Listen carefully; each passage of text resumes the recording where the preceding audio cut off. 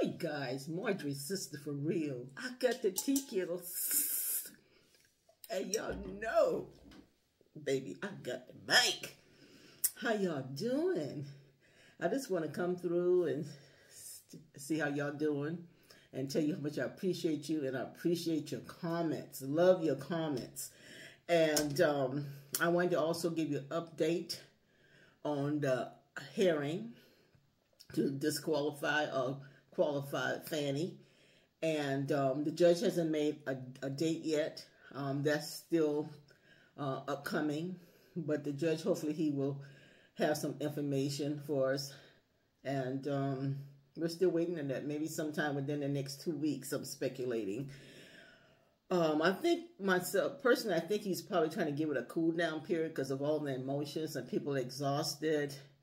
And this seemed worn out with just the simplest question. You know what I'm saying? Is that a yes or no, sir? That attorney Bradley, he used to be partners with Nathan Wade. And he was the one that Nathan Wade hired to do his divorce. I don't think he could find his way out of a bag. He was having too many problems with those questions. First, he said when they first talked to him that first day, which was Thursday, it was privileged information. If it was privileged Thursday, wouldn't it be still privileged Friday? He had to ask it. He was asking questions. Can you repeat that? What was that you said? He kept on asking, I'm sorry, it was funny, like 7 times. I'm exaggerating, but he kept asking, what was that question again? And he was having the hardest problem recalling anything. Didn't have no dates, but I think so. I think that was that. What did you say that question was again? It was either I don't think so, I don't know, I don't recall, not to my knowledge. I don't want you to. I don't want to hire you, okay? But he just had so many problems answering a simple question. And then he said Thursday was client privilege information. If it's client privilege information Thursday, wouldn't that still be client privilege information Friday, guys? I just want to get your opinion on that. And they had to keep on asking him to answer the question over and over. Now, do y'all think he was snitching on his client? Because Friday he was trying to answer some questions. You know, a question that sounds like he clearly didn't have understanding of. But he was on this. He was back. They call him back on the platform again. That was Attorney Bradley, and then they had Roy Barnes, former governor of Georgia, to run on down like he was on The Price is Right. They had him to come up on the platform and testify. And he testified in Fani's favor, sounds like to me, because he said that Fani Willis asked him and sought for him to serve as attorney for him, but he actually turned it down. He turned it down because he wanted to have a real life. He didn't want to be bothered with security, and you know, he wanted to have a life. So he said he didn't want to go through that again. He had the experience. He was governor of Georgia, okay, with all the security and all that. He wanted to have a normal life, so he actually turned it down. But he said he could vouch that she actually came and asked him to be the attorney on the prosecution case on Donald Trump. But the thing about it, I'm just asking, where's the, what about that 11,780 vote? So I was just going to throw that in. But anyway, he turned her down. So she didn't ask her boyfriend, Nathan Wade, to be attorney on that case initially. She really did seek other people. And I guess when all else failed, she said, God, who else do I have? Ooh, it's a good chance for my boyfriend. But I don't know. Because, you know, I wasn't there. I'm just saying. I'm not putting words in her mouth, but I'm just saying. But then after Roy Barnes spoke on that, the daddy was called on the stage too. And He was a former attorney. He worked as attorney in Washington, D.C., California, Florida, Virginia, Maryland. He had quite some credentials. And then he was living also in South Africa. He wanted to actually, after he retired, he actually wanted to live out in South Africa the remaining of his life. So I'm not sure why he chose South Africa. But he said that he had he did work with Mandela at one point. So I'm not for sure. He didn't go into detail why he wanted to stay there. But they actually turned him down. They couldn't give him extended visa, so he was back in the United States. But Daddy said he told them that he did not know Wade until 2023. He did not know him. He did not meet him, and Wade never Nathan Wade never even came by the house in 2019. Not like her friend said. You know, the friend that she known for so many years, then the friend was working for her office and then resigned, but actually they probably wanted to fire her. So I'm not sure whether she had a vendetta to get back at her for firing her and being her former friend. But her former friend said that she knew Nathan Wade, and they were holding hands and were intimate, showing cuddly emotions and behavior in 2019. But her daddy said, no, that's not true, because she had another boo. Yeah, yes, guys, another boo. Oh, yeah. She had a boo, and his name was Dukes. Okay? He sounded like he was something else, but that name, Dukes, okay? He's a Dukes. But he was a DJ, and his daddy, her daddy, Mr. Floyd, said that he would come by the house at least once a day or every other day. She's a man-eater. That's what I'm going to say. Did y'all hear me say that? That's Fani Willis. Okay, she ain't a DA for nothing, okay? That's a boss lady. But she had another boyfriend in 2019.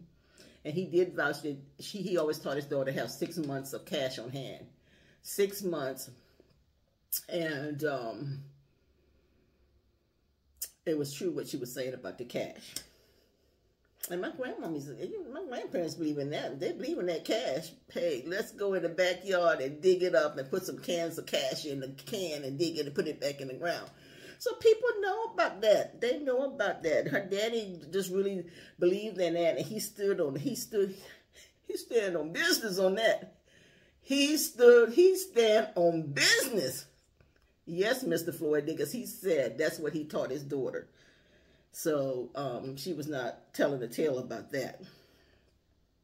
And they had another person to come to the stage, and he worked for the attorney office. Once he got on the stage, the attorney approached him and says, well, did you work for Mr. Wade? He said, excuse me, can you repeat that question? He said, did you work for Attorney Wade? He said, no, I worked for the partnership. And he was really clapping back at them. And they probably said, I am through with him, because he really was clapping back as soon as he sat in that chair. They knew that they were not playing with checkers, that they were going to be playing chess if they went on with questioning him. But they finally asked him a question, said, but did you know him in a such and such year? He said, no. And they said, okay, we don't need him anymore. They were so glad to get rid of him, because they know he was going to be a problem, because he was clapping back. He could hardly sit in a chair when he was clapping back. Okay? So they knew they had their handful. But I just want you to know that Dad also said that they asked him about whether he had a house in Washington, D.C. He said he did, but he had a reverse mortgage, and he didn't really own the home. The mortgage company did. So they said, well, what about that $300,000? They already know his business, okay? And they asking him, what about the $300,000 you got? He said, oh, yeah, I got $300,000. So could that have been some of the money Fannie Mae had? I'm just asking. So I'm just asking. But guys, I'm telling you, I am telling you, I am just so looking forward to the case, this hearing being done and final, and then making a final decision. With him having that cool-off period, that he's not going back-to-back like Thursday, Friday, and Monday with the hearing, and it leads me to feel that he's giving them a cool-down period so everybody can kind of get themselves together before he come back with that decision. Okay? But I want you guys to know how much I really, truly appreciate you guys. And did you know that Fani Dad also was a Black Panther? He was a leader in the Black Panther. And he was really a good speaker. He was very clear in his words and everything. And he also told a story that, you know, actually there's actually a Fannie Mae mom. Because he said that about why he really believed in keeping cash on hand, because him, Fannie Mae, and the mom, which is Fannie Mae mom, they were traveling. They had to stop in this restaurant, and the food was such and such, about $9 and some change. And they wouldn't take his American Express card, nor did they want to take his cashier's checks. So he happened to have cash on him. He gave them $10. So that's what made a believer out of him, that he should always have cash on hand. That was a story that he provided. He wanted to share it with everybody. But anyway, guys, I just want to bring you up to date, and I will let you know as soon as I know when there's going to be the next hearing to make a decision on whether Fani should be disqualified, whether she get her Fanny whip. We'll know. We'll know soon. So, guys, what do you think is happening?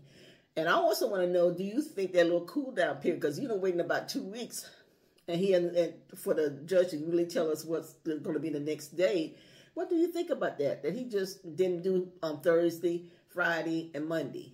Do you think there is something behind that? Why he did it that way? And do you think he's leaning toward just letting her still continue to do the case with Donald Trump? Because with him making a move like that, it makes me think that he's already kind of thinking about keeping her. That's what I'm thinking. But what do y'all think? But babies, I'm going to tell you this. The moral, valuable principle in this, the value principle, guys, in this story is you can't trust nobody. Remember that. You can't trust nobody, because people, when you hire an attorney and it's privileged information, when does privileged information mean that I can spill my guts and snitch on you? When does that happen? I won't say snitch, but I mean when you hire someone and to keep your information privileged, when do that information become public? And then he also, I want to have to tell y'all, Attorney Bradley, he actually pulled away from the case. He decided not to represent the case anymore. So I said, friends, friends. What about your friends? Will they be around? Will they let you down? I'm sorry, that came out of nowhere. But guys, just let me know what y'all think in the comments. And I love you guys so much. I love you guys. There's nothing you can do about it. And I just want to say thank y'all for watching. I appreciate your comments. And guys, I will keep you posted as soon as I know when the next date is going to be. I love you guys, and I hope to see you guys in the next podcast. I hope the information has been helpful.